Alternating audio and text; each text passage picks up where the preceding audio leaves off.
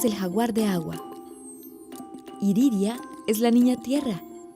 Dayé es la mar. Yaui es el cangrejo. Quiquilma es el trueno. Cabecol es el rey de las serpientes. Cabegoló es la serpiente negra. Todos son agentes espirituales relacionados con las inundaciones y pertenecen al sistema de pensamiento indígena, conocido como Siwá. Así lo hemos conocido en el libro Las inundaciones y el Siwá, acercamiento a la historia ambiental de Talamanca, de Uri Salas. La Universidad Estatal a Distancia ha desarrollado una política educativa y académica integral de salvaguardia indígena. La publicación de esta obra se inscribe en este conjunto de iniciativas. Soy antropólogo, arqueólogo y pues me dedico a trabajar con gente y también con sociedades que ya no están, y esa perspectiva histórica, digamos, a largo plazo, creo que también ya desde el libro por lo menos sí traté de manejarla.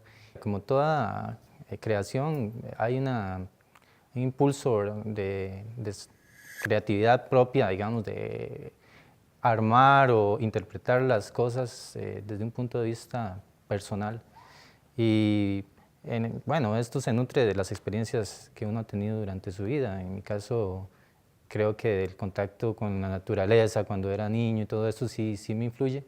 Y acá en la universidad, cuando encuentro el tema de las poblaciones originarias y en contraste con cómo manejamos nosotros nuestro medio ambiente, sobre todo el medio ambiente urbano, ¿verdad?, que es el que vivo cotidianamente, me pregunto y me cuestiono cuáles eran las normas de relación entre estas sociedades y su medio ambiente.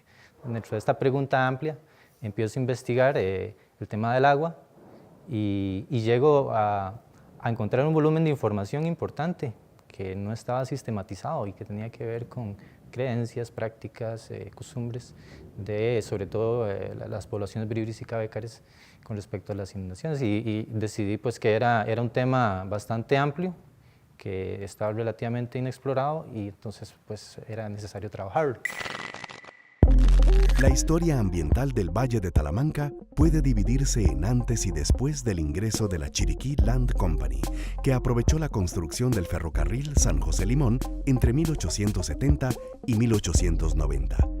Con la expansión liniera hacia el Atlántico Sur, las sociedades talamanqueñas sufrieron directamente el embate de los intereses transnacionales con la alianza del Estado costarricense, cuyo modelo agroexportador implica la explotación masiva de los recursos naturales y humanos. Nosotros estamos interesados en publicar este tipo de literatura científica, ¿verdad? Porque es útil. En el caso de Talamanca, pues obviamente que hay un problema con inundaciones y el libro trata de eso, pero un punto importante es que acerca el conocimiento tradicional bribri a problemas que se resuelven con técnicas de ingenieros modernos. Entonces hace el contraste de lo que fue el tratamiento que los bribris tradicionalmente le dieron al exceso de lluvias o a la falta de lluvias, a la sequía, ¿verdad? O bien a los ríos muy grandes y a los pequeños, todo lo que tuviera que ver con el agua. Hay tradición en la cosmovisión bribri, que eso es el Siwá, y hay tradición también en las acciones. Entonces, Uri Salas trata de hacer relevante, para resolver problemas de inundaciones en Talamanca, hacer relevante esa tradición bribri, esa cosmovisión y esas acciones. Mientras tanto, la Iglesia Católica, líderes políticos y empresarios realizaban la persecución de los usécolpas, los cuales fueron progresivamente aislados en las montañas. Sin embargo, a solicitud de una buena parte de los clanes, los usécolpas aceptaron dirigir un amplio movimiento social cuya intención era recuperar los territorios ancestrales del Valle de Talamanca. Sí, bueno, hay una doble necesidad, por decirlo así. Creo que por un lado, las poblaciones bribris y cabécares y en general los pueblos indígenas americanos requieren también una retroalimentación, por decirlo así. Durante cientos o decenas de años, nuestra cultura, nuestra sociedad, nuestras universidades, institutos de investigación han estado estudiándolos, ¿verdad? Incluso desde puntos de vista un poco cuestionables. Pero bueno, ¿qué aportamos nosotros a las sociedades indígenas a nivel intelectual, a nivel pues de la comprensión del mundo? Entonces, en cierta forma, quería hacer una reflexión que es externa, por decirlo así, a la cultura bríbrica Bécar, pero que los puede ayudar a enfocar también una serie de problemas que ellos viven en la cotidianidad, ¿verdad? Todos sabemos los enormes problemas de transporte, de comunicación, por ejemplo, que hay en las comunidades talamanqueñas. Y bueno, todo esto se nutre de una cuestión histórica, por un lado, y por otro lado de las dificultades actuales económicas, sociales. Esa necesidad entonces de los grupos indígenas me interesaba como aportar, y en el otro sentido, nuestra propia necesidad como sociedad costarricense de entender, por un lado, cuáles han sido las trayectorias de estos grupos en nuestro país, y también qué aportes puede hacer toda esta cosmovisión y todas estas prácticas centenarias o milenarias para nosotros aplicar por lo menos una parte de sus conocimientos a resolver problemas que son parecidos también en algunos casos. Si bien una de las más grandes inundaciones data de 1925, se reporta otra importante para 1935. Para esa fecha, el Valle de Talamanca parecía un gran océano, durante el lapso de 10 años o más, con fuertes crecientes. Los clanes bribris y cabécares apoyaron a los susécolpas, a Huapa y otras personas con cierto nivel de conocimientos. Se trata aquí de la gran última actuación de los susécolpas como sabios con capacidad de influir en la naturaleza y de un caso exitoso de respuesta ante la invasión sicua. Nacimiento de la ciudad de Punta Arenas. Sus tradiciones y crónicas históricas de Elías Celedón.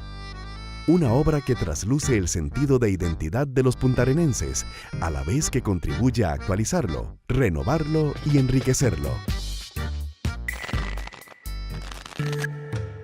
El pensamiento ancestral indígena con mucha frecuencia se califica de folclórico, otras de místico, pero muy pocas veces es reconocido como científico. A pesar de ello, el conocimiento indígena se mantiene arraigado entre las poblaciones no solo por tradición, sino porque brinda resultado en diferentes actividades. El Siwa conforma un repertorio de conocimiento práctico muy útil para la gestión, hoy día decimos sostenible, de los territorios y el control de las inundaciones. Todos pensamos que, y los bribris mismos tal vez, que ellos tienen que tener las conveniencias modernas como caminos, y que entren los autobuses, y que entre la electricidad, y que el agua entubada, y en fin. Pero todo ese tipo de obras de modernización tienen también un mal efecto en el medio. Eso no es de allá de Talamanca, sino del mundo entero.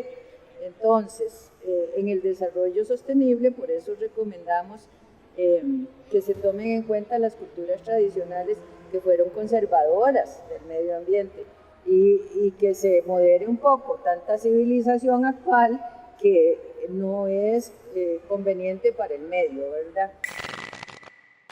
En la cultura tradicional, tal como yo la veo, la encuentro, lo que sucede en la naturaleza, lo que sucede en la sociedad y lo que sucede en el mundo espiritual, por decirlo así, está muy entrelazado, está muy unido. Entonces es difícil separar una cosa de la otra en realidad. La causalidad, por decirlo así, es muy dinámica, y hay una interacción entre lo que sucede en la naturaleza y lo que sucede en la sociedad. Entonces estos personajes en realidad son como personas de la cultura bribri, por decirlo así.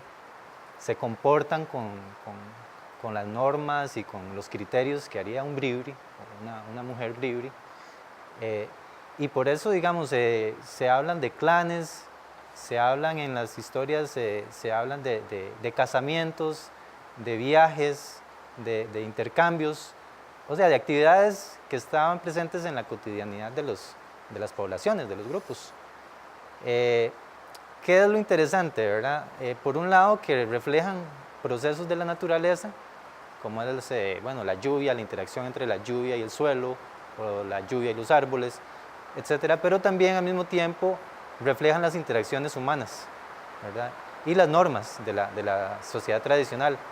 Esta normativa, digamos, es muy importante porque nosotros estamos acostumbrados a pensar en la sociedad, pero no en términos morales. Serike, hijo de trueno, vive donde se pone el sol. Es 5 hombres en uno y camina siempre con un bastón que Cibú le otorgó. Serike sabe que los ríos al crecer se tornan peligrosos y atraen a la superficie al gran felino de agua, culpable de las muertes en los ríos. Persigue al gran felino de río en río, sobre montañas y rodeando rocas. Siempre que atrapa a un jaguar de agua, lo lleva donde nace el sol. De esta forma protege a las personas que viven cerca del mar y ríos. Desde la colonia, pero principalmente desde la época del ferrocarril, toda esta zona, la región tanto del Pacífico como del Atlántico, han tenido cambios del paisaje a gran escala, digamos, a una escala que nunca antes se había visto. Creo que eso sucede en todo el país, en realidad. Lo que sucede es que en Talamanca esta población sí presentó resistencia, digamos, una resistencia cultural importante y evidentemente hacia los años 30, ¿verdad? Con precisamente el tema de las inundaciones, ellos retornan y tienen que retomar no solo el territorio, sino las prácticas.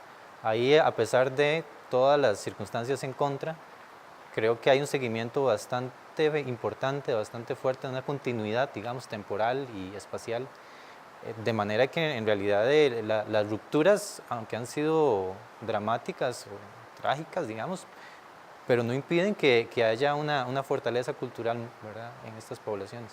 Ahí el tema es más bien, ¿cuál es nuestro papel ahora?, ¿no? O sea, ¿qué estamos haciendo como sociedad costarricense, ¿verdad?, que ya nos asumimos como una mezcla para permitir que dentro del proceso endógeno, ¿verdad?, de estas comunidades haya un fortalecimiento mayor a partir de las tradiciones y de un manejo mejor del entorno, ¿verdad?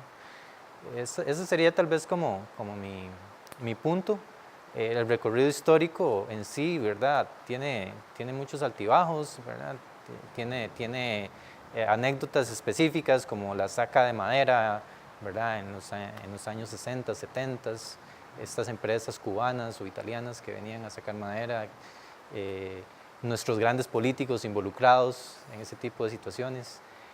Y si lo vemos ahora actualmente, bueno, los manejos que ha hecho la Comisión Nacional de Emergencias en algunos casos, ¿verdad?, de las fuentes de piedra para manejar inundaciones, creando riesgos dentro de las comunidades indígenas.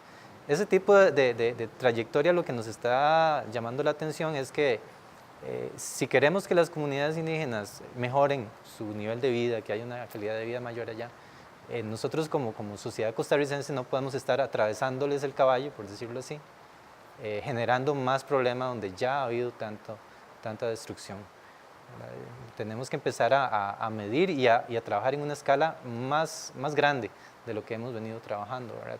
Ahí tiene que haber una intervención del Estado central, ¿verdad?, permitiendo, tanto a nivel agrícola como educativo, a nivel sanitario, un mayor empoderamiento de las comunidades.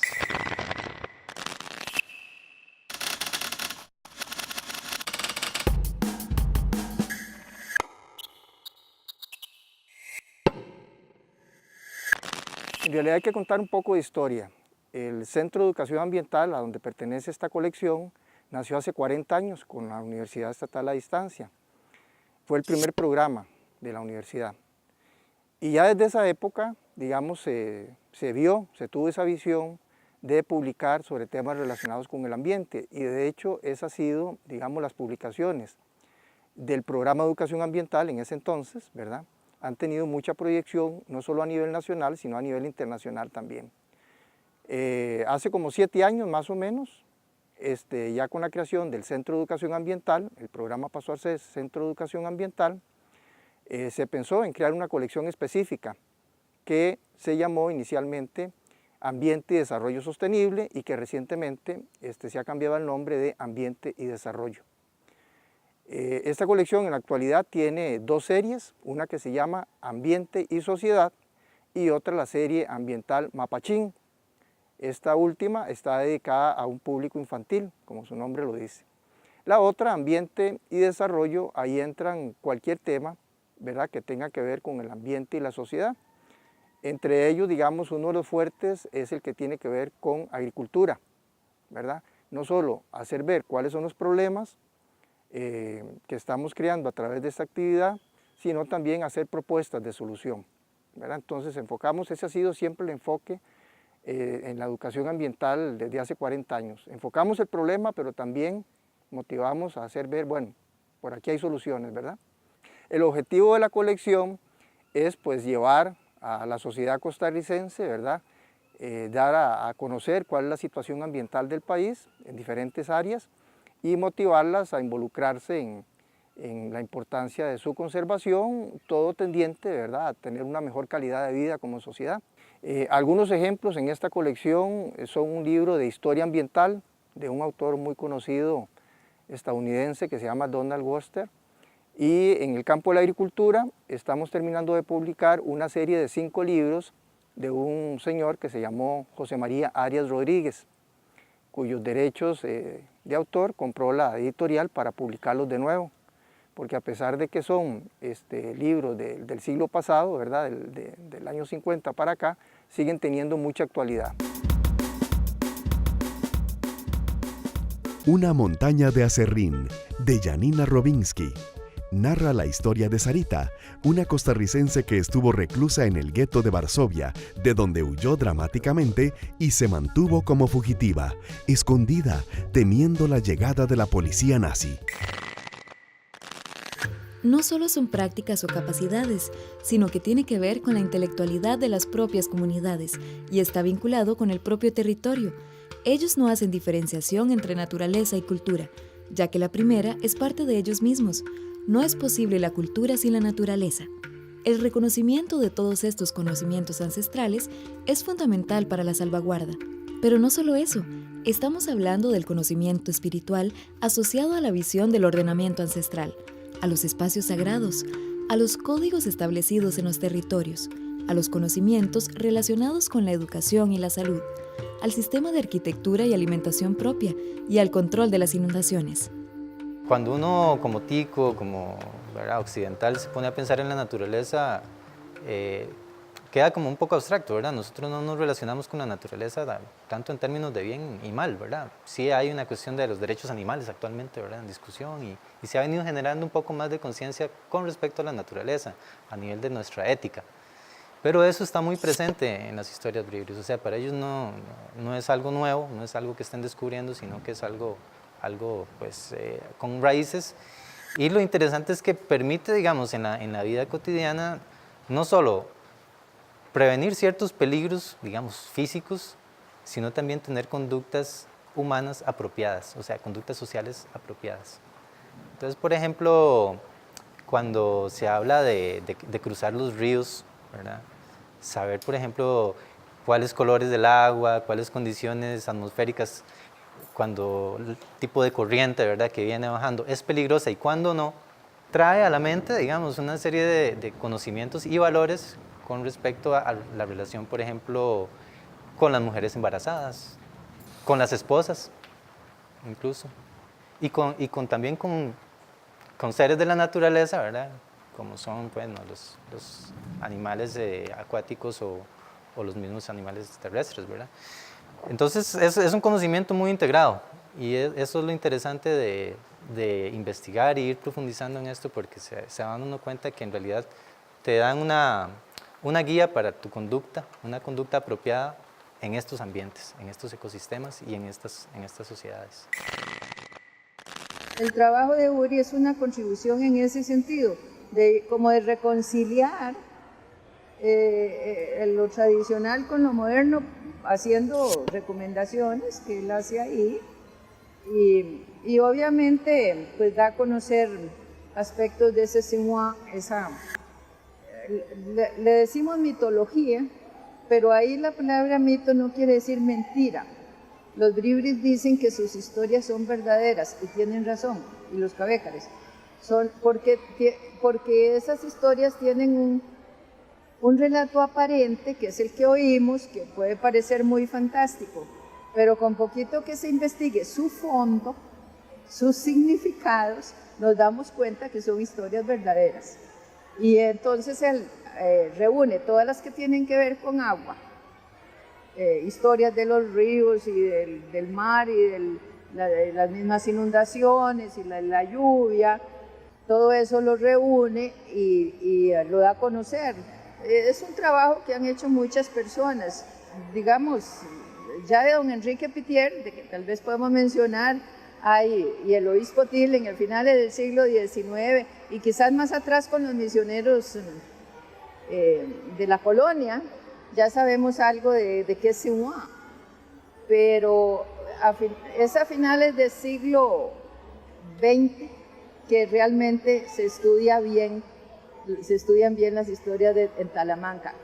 Por suerte que llegaron hasta nuestros días, por suerte que las pudimos rescatar. El conocimiento de las culturas indígenas es un recurso imprescindible que debe ser promovido para respaldar los medios de vida y la seguridad alimentaria.